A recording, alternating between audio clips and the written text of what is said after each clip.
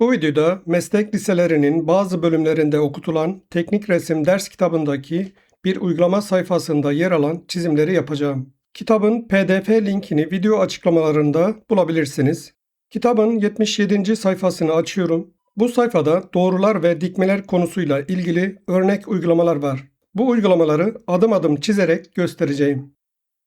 Uygulamadaki ilk çizim, AB doğrusunun orta noktasını bulunuz. Doğrunun orta noktasını bulmak için cetvelle doğrunun boyunu ölçüp ikiye bölebiliriz. Ancak burada istenen o değil.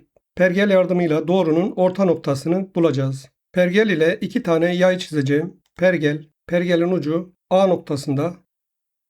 AB doğrusunun yarısından fazla açıyorum. Sonra bir yay çiziyorum.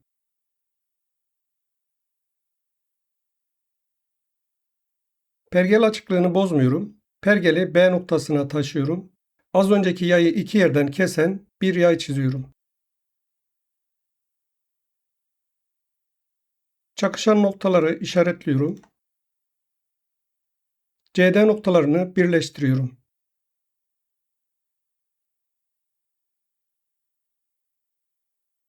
Doğruların kesiştiği nokta E noktası AB doğrusunun orta noktasını gösteriyor. İkinci çizime geçeceğim. AB doğrusunu 4 eşit parçaya bölünüz. AB doğrusunu önce burada olduğu gibi ikiye böleceğim. Sonra bölünen parçaları da tekrar ikiye böleceğim. Pergeli alıyorum. Pergelin ucu A noktasında. Yarıdan fazla açıyorum. Bir yay çiziyorum.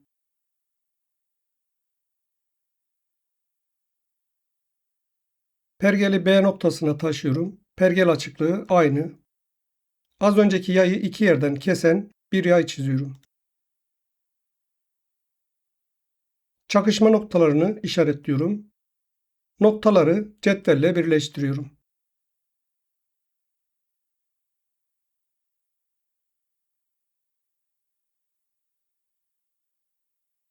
Şimdi AH doğrusunu ikiye böleceğim. Pergelin ucu A noktasında. Yarıdan fazla açıyorum. Bir yay çiziyorum.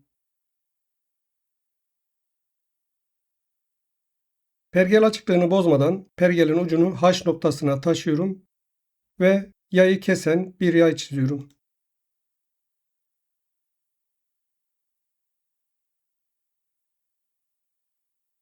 Oluşan noktaları cetvelle birleştiriyorum.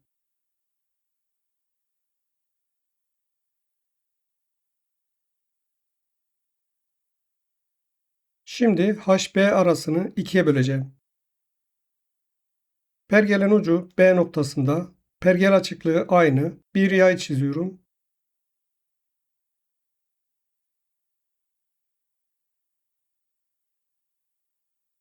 Pergel açıklığını bozmadan pergel ucunu H noktasına taşıyorum ve yayı kesen bir yay çiziyorum.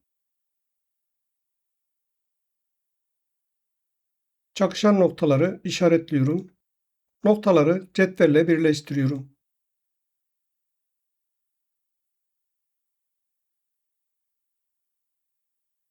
Çakışan noktayı işaretliyorum.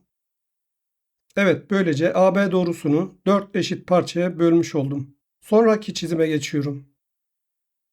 AB doğrusunu pergel yardımıyla 5 eşit parçaya bölünüz. A noktasından geçen bir doğru çizeceğim. Bu doğrunun açısı önemli değil. Bir miktar çiziyorum.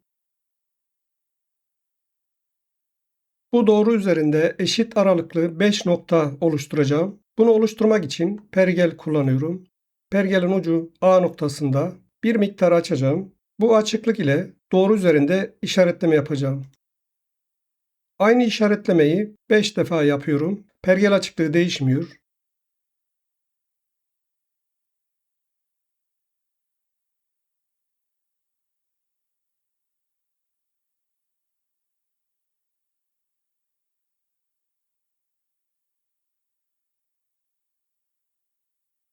Son işaretlemeyi yaptım. Çakışan noktalara nokta koyacağım.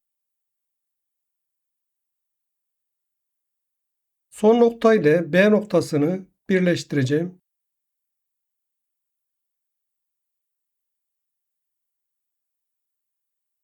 Şimdi diğer noktalardan geçen ve bu çizgiye paralel olan çizgiler çizeceğim. Paralel çizmek için iki gönye kullanacağım. Gönyeleri bu şekilde yerleştiriyorum. 45 derecelik gönyeyi kaydıracağım. Kaydırma noktası 4 numaralı nokta.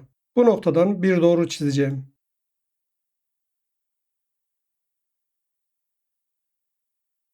Tekrar gönyeyi kaydırıyorum.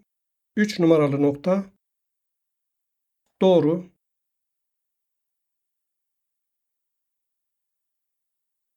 Gönyeyi kaydırıyorum. 2 numara. Bir doğru çiziyorum.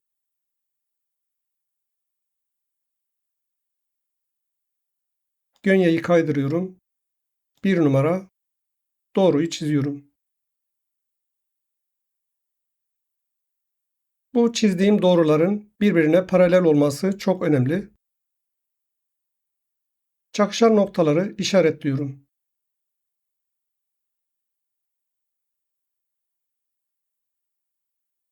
Evet, böylece AB doğrusunu 5 eşit parçaya bölmüş olduk. Sonraki çizime geçiyorum. AB doğrusuna C noktasından dikme çıkınız. Dikme çıkacağımız nokta bu nokta. Pergeli alıyorum. Pergelin ucu C noktasında. Bir miktar açıyorum. Bu açıklık ile bir yay çizeceğim. Yay doğruyu iki yerden kesecek.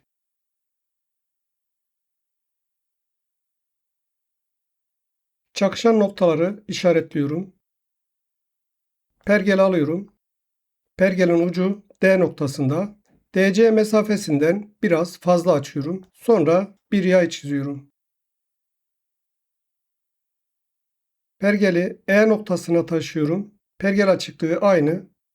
Az önceki yayı kesen bir yay çiziyorum. Çakışma noktasını işaretliyorum. Şimdi CF noktalarından geçen bir doğru çizeceğim.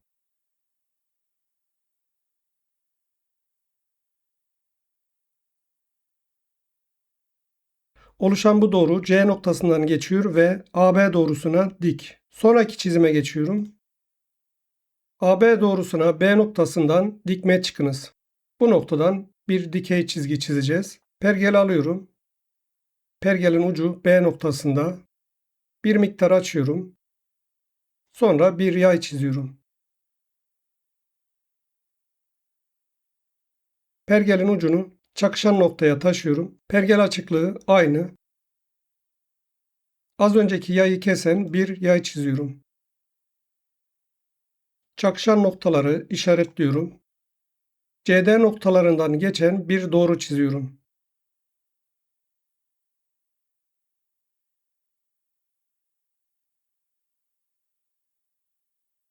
Pergeli alıyorum. Pergel açıklığı aynı olacak. Pergelin ucunu D noktasına taşıyorum. Sonra bir yay çiziyorum. Bu yay doğruyu kesecek kadar olacak. Çakışan noktayı işaretliyorum. B ve E'den geçen bir doğru çiziyorum.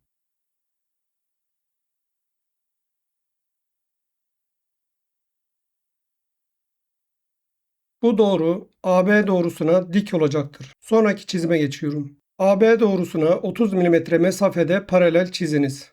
Doğru üzerinde iki tane nokta işaretleyeceğim. Bu noktalar rastgele noktalar. Birisi bu konumda, diğeri de bu konumda. Pergeli alıyorum. Pergelin ucu C noktasında. Pergel açıklığı 30 olacak. Sonra bir yay çiziyorum.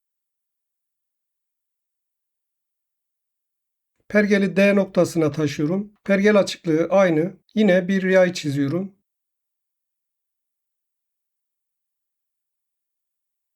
Şimdi yayların tepe noktaları cetvel yardımıyla birleştirilecek. Tepe noktalarını hassas bir şekilde bulmak için gönye kaydırma yöntemini kullanabiliriz. Gönyeleri alıyorum. Gönyeyi kağıt üzerindeki dikey bir çizgiye dayıyorum. Örneğin buradaki çizgi. Sonra gönyeyi kaydırıyorum.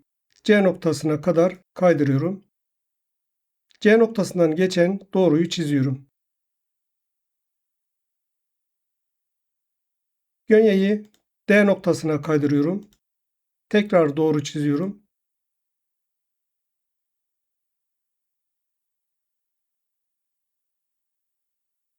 Çakışma noktalarını işaretliyorum. Tepe noktalarından geçen doğruyu çiziyorum.